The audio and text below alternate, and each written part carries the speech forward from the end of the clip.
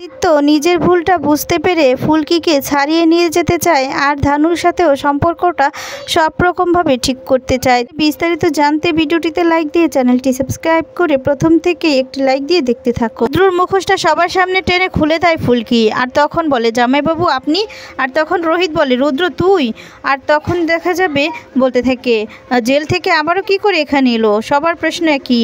আর তখন দেখা যাবে রুদ্র নিজেকে কি করে বাঁচাবে সেই পথ তো আর খুঁজে পাচ্ছিল না।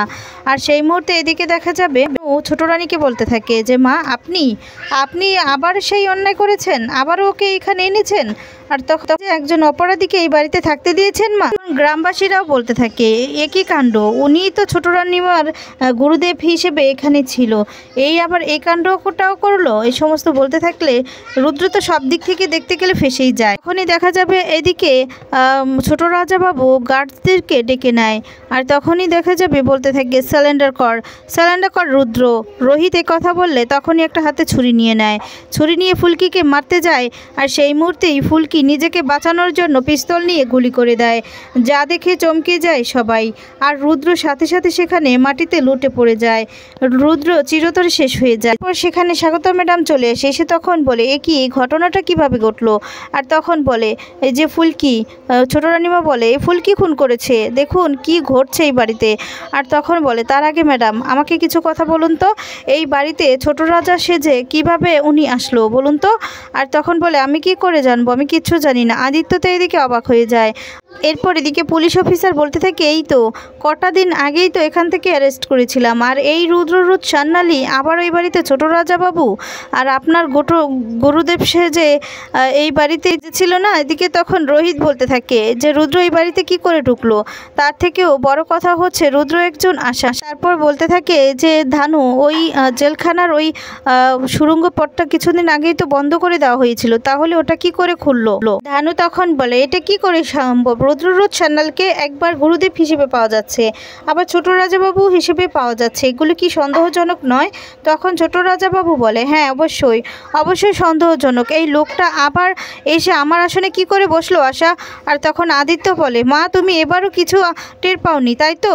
আর তখন আশাবুড়ি কিছুই বলতে পারে না, আর তখন নিজেকে বাঁচানোর জন্য আবার বলতে থাকে না টের পাইনি, তোমার কি মনে হয় টের পেলে এই লোকটাকে আমি এখানে রাখতাম?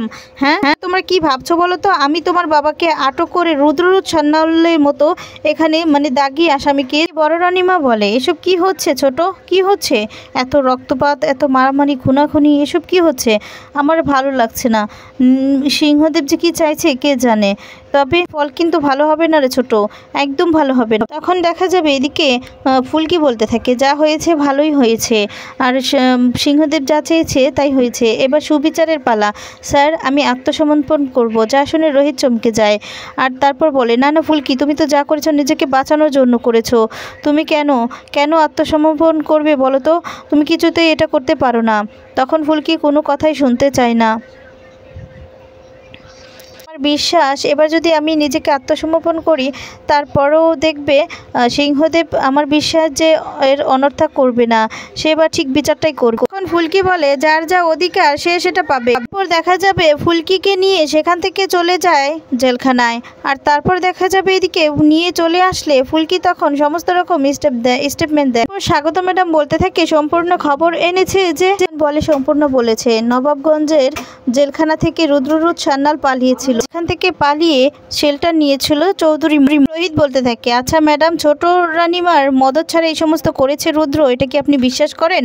আর তখন বলে যে না এটা কিছুতেই সম্ভব নয়। ধানু এদিকে বলে অসম্ভব, এটা একদম অসম্ভব ব্যাপার, মনে হয় যে এটা নিয়ে সিরিয়াসভাবে একটা তদন্ত করা উচিত, কারণ রুদ্র সান্যাল বারবার করে ওইখানে কিভাবেই যাচ্ছে, কিভাবে কারো কোনো মদত ছাড়া তো কিছুতেই যেতে পারে, চৌধুরী মহলেই বারবার করে আশ্রয় নিয়েছে। এখন দেখা যাবে এদিকে স্বাগতা ম্যাডাম বলতে থাকে করব এটা তো তদন্ত করতেই হবে তাই না, আমি আবার যাব চৌধুরী মহলে। তখন ফুলকি বলে স্বাগতা দিদি থাক না এসব কথা, এখন সারেন্ডার করতে চাই। আর তখন দেখা যাবে রোহিত বলতে থাকে ফুলকি তুমি যা করছো ভেবে করছো তো? আর তখন বলে হ্যাঁ স্যার আমি ভেবে করছি। এই বলে ফুলকি সারেন্ডার করে নেয়। ফুলকির ব্যাপারে তখন ডায়েরি লিখে নেয়। ফুলকির জন্য খুব কষ্ট পেতে থাকে রোহিত। দেখা যাবে ফুলকি বলতে থাকে, স্যার আপনি চিন্তা করবেন না, আমার তো দেখেন আমি এতগুলো অন্যায় করেছি, আমার তো একটা শাস্তি পাওয়া প্রয়োজন, বলুন দরকার তো বলুন, বলে রোহিতকে বোঝায়। এদিকে ধানুও খুব কষ্ট পেতে থাকে আর কাঁদতে থাকে। ধানু তখন সহ্য করতে পারছিল না, সেই মুহূর্তে সেখান থেকে চলে যেতে লাগছিল। আর তখনই আদিত্য সেখানে চলে আসে। আদিত্যর সাথে দেখা হয়ে যায়। আদিত্য তখন তাকিয়ে বলতে থাকে, আদি তুমি? এরপর বলে, মানে ফুলকি কি সিলিন্ডার করে দিয়েছে? আর তখন বলে, আসলে আমি মানে কি? তখন বলে, স্যার এই সব কিছুর মধ্যে একটা জিনিস অন্তত ভালো হয়েছে, আদিত্য দা বুঝেছে ধানু দিদি আমার হয়ে কেন কথা বলে।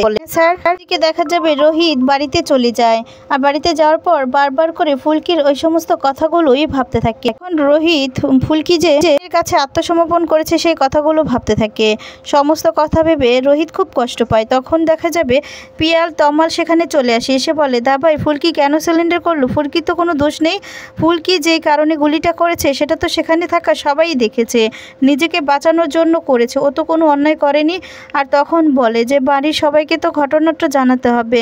আর তখন বলে, জানিস তো আমি কি বলে যে জানাবো আমি বুঝতে পারছি না। এরপর বলে, তুই কেন এরকম অপরাধ বোধ করছিস বলতো? ফুলকি তো কোনো অন্যায় করেনি, ফুলকি যা করেছে নিজেকে বাঁচানোর জন্যই করেছে। আর তখন বলে, আমি বুঝতে পারছি না বাড়িতে কি করে আমি সবাইকে জানাবো।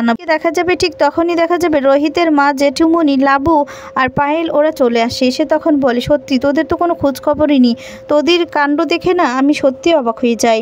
আর তখনই দেখা যাবে রোহিত ভয়ে ভয়ে তাকিয়ে থাকে জেঠুমনির দিকে। আর তখন বলে, জেঠুমনি এমন একটা কাণ্ড ঘটেছে না, তোমাকে কি করে যে বলবো, আসলে রুদ্র আর বেঁচে নেই।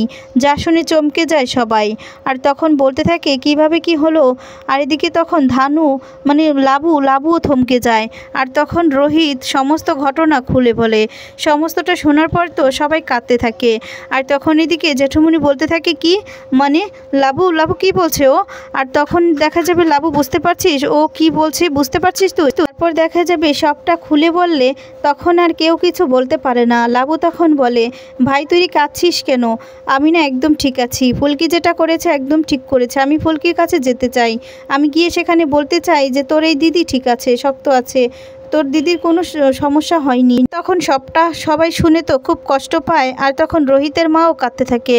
রোহিতের মা তখন বলতে থাকে, ও দিদি কোথা থেকে কি হয়ে গেল বলো তো? আর তখন বলে, আমি মন্দিরে যাব। এই বলে মন্দিরে যায়। আর বলে তখন যে লাবুকে দেখে রাখতে। এরপর দেখা যাবে পায়েলকে জেঠুমনির সাথে পাঠায়। আর এদিকে তখন লাবুকে সবাই মিলে সান্ত্বনা দিতে থাকলে লাবু তখন বলে যে, আমার কিচ্ছু হয়নি জেঠুমনি, তোমরা কোনো চিন্তা করো না, আমি একদম ঠিক আছি, আমি ফুলকির কাছে যাব, ভাই আমাকে ফুলকির কাছে নিয়ে যা, মেয়েটা তো বড্ড এদিকে একা, তাই না? আর এদিকে দেখা যাবে অফিসার গুপ্তা ম্যাডামকে বলছে যে আসলে কেউ নাকি কোনো স্টেটমেন্ট দেয়নি। কথাটা শুনে চমকে যায় আর বলে, এটা তো তাহলে স্বাগত ম্যাডামকে জানাতে হচ্ছে। আর তারপর সেই মুহূর্তে সেখানে রোহিত আর লাবু চলে আসে। এসে তখন ফুলকির সাথে দেখা করতে চায়।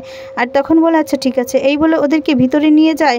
আর দেখা করতে গেলে এদিকে তখন ফুলকি কাঁদতে থাকে আর বলতে থাকে, কোথা থেকে কি হয়ে গেল বলো তো দিদি, আমি না সত্যি এটা চাইনি কিন্তু আমার উনি শত্রু, যতই শত্রু হোক, তোমার তো স্বামী, আর তোমাকে আমি বিধবা করে দিলাম দিদি এখন। আর তখন বলে, তুই নিজেকে একদম দোষী মনে করবি না, তুই যা করেছিস একদম ঠিক কাজটাই করি, তোর এই দিদির না কিচ্ছু হয়নি, কিচ্ছু না, তোর দিদি একদম ঠিক আছে।